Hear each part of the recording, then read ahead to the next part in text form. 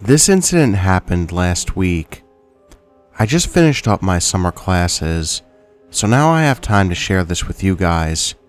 Quick reference, I'm a 5'2", 105-pound female. I was visiting my parents and decided to go down to the park by their house to write poetry. I love writing poetry at the gazebo in that park because it's surrounded by a beautiful garden that inspires my writing. The park is behind their house, but you have to walk past 2 baseball fields and a stretch of grass to get to the gazebo. When I got to the park and sat in the gazebo, there was a bunch of people that seemed to be having a party of some sort over by the shelter and picnic benches. After sitting there writing for about 20 minutes, a guy wearing a neon yellow shirt and talking on the phone walks over towards me. I thought this was a bit strange because this was a bit away from the rest of the crowd and the gazebo is tucked away behind a garden.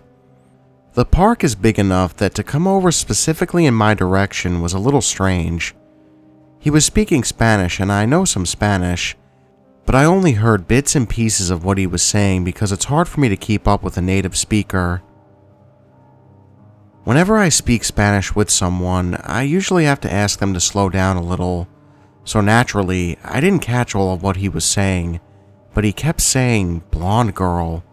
My hair is bleach blonde, but so are millions of other girls, so I didn't read too much into it." I also heard, "When will you be here?" Throughout the conversation, he kept glancing over at me, but after a few minutes, he went back by the party. A couple of minutes later, another guy walks over by me in the same spot as the last guy. He was also on the phone speaking Spanish.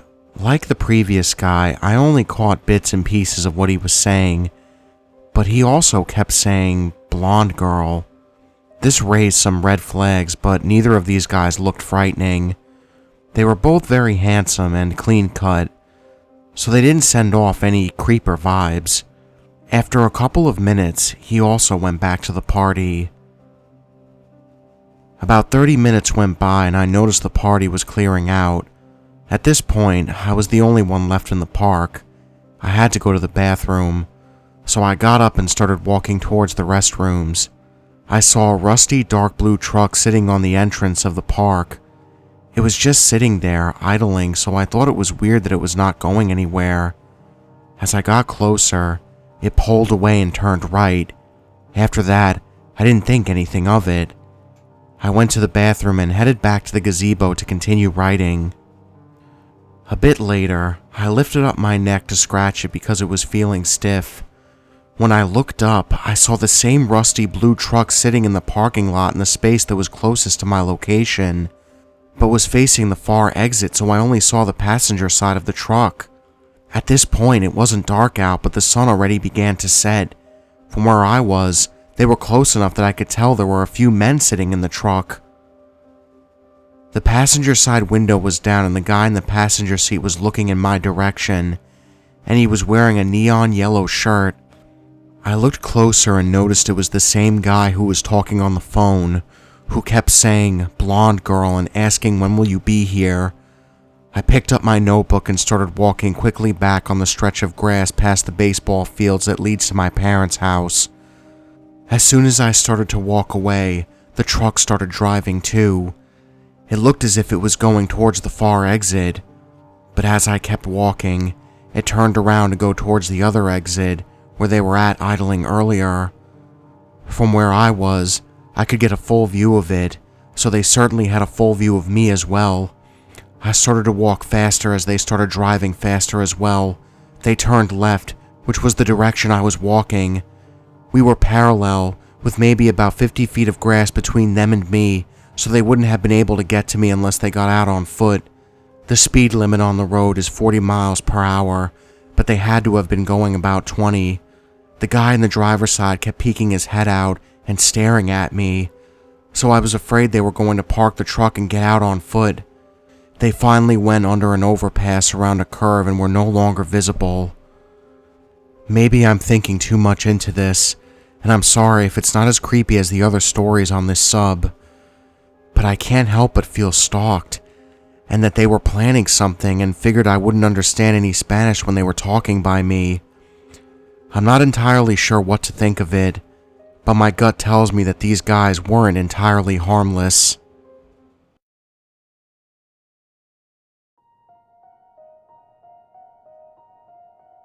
When I was about 16 years old, I worked at a restaurant as a pianist. It was a nice semi-formal restaurant, not very trendy, but seen as a well-established place where parents would take their graduating children and elderly couples would have date nights. White tablecloths and fresh flowers on the table. It was a pretty popular place.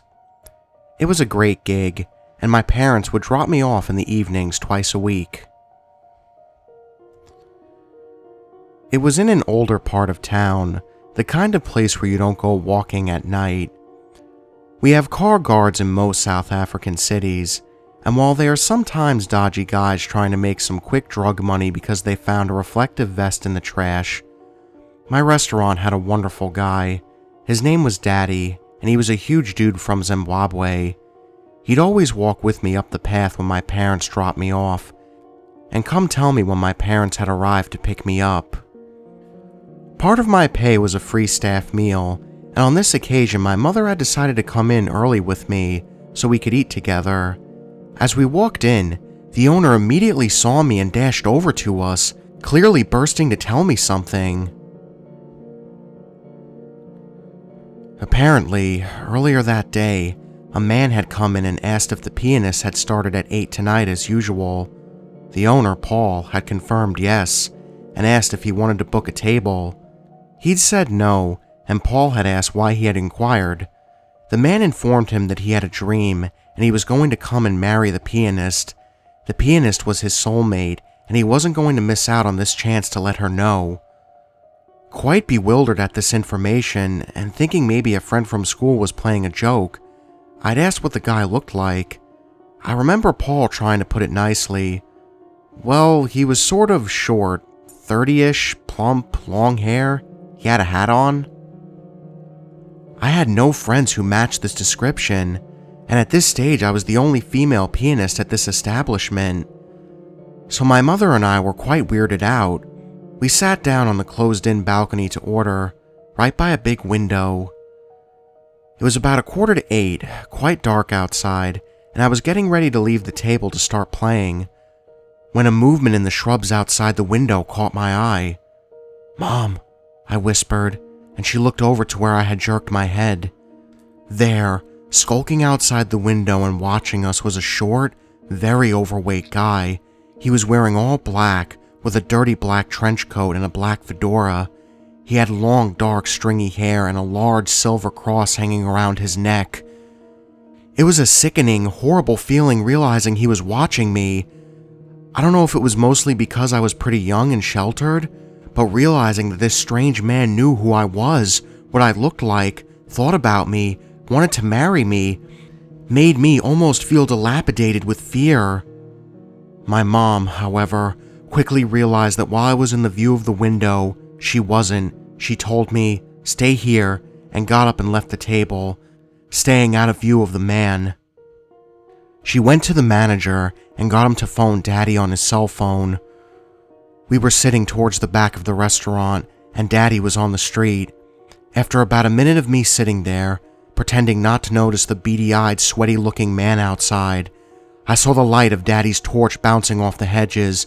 Out of the corner of my eye, I saw the man start to scuffle around, trying to work out which way to go. I took this opportunity to stand up and get away from the window.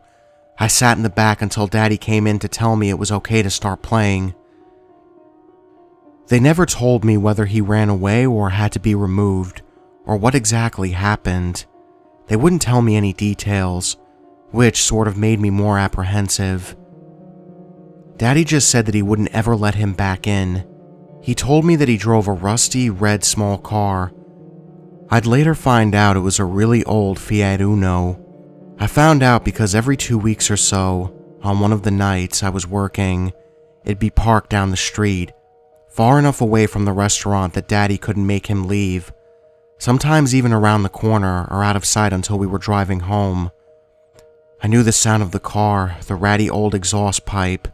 Sometimes when we drove past, I could see a shadow of a man in the driver's seat, Sometimes I couldn't. I always wondered where he was then. From then on, my parents had Daddy's number saved to their phones, and my dad would come get me when it was dark. Sometimes when I was waiting to be picked up if we closed early, I started heading down the path to see if my parents were back. Daddy would see me from the gate. Sometimes he beckoned me to come down and wait with him. We'd hang out. Sometimes he shook his head. Not yet, sissy.